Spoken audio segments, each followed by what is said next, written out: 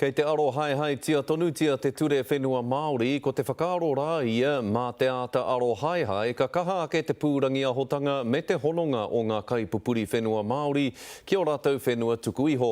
Ko te tari o te tumu pairoa, tētahi o ngā rōpū Māori e tau tohito ana ki ngā uauatanga o te tiaki whenua Māori. Engari ai rānei ka whai wāhi rātou ki te whakaputa whakaaro i roto i te aro haitanga o te ture whenua Māori. Anei rā a Irena Smith.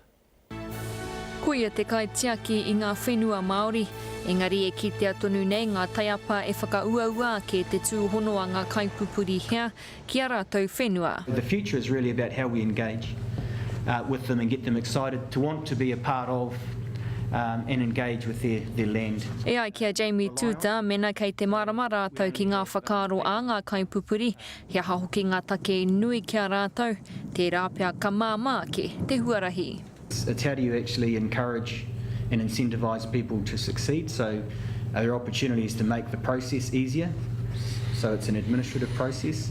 I mean, for some there's still a barrier because the succession fee is $60.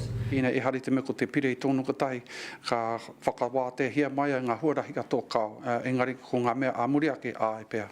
Nā te mea he tari ka wanatanga a te tumu pairoa kaore rātou i whai wāhi atu ki runga i te komiti whiriwhiri a te minita whanake Māori mō ngā tīnihanga i te ture whenua Māori. Ka tae e au e te minita o tira e tēnā o ngā komiti te toro atu te ringa āwhina ki a rātou me nā koina te hiehia.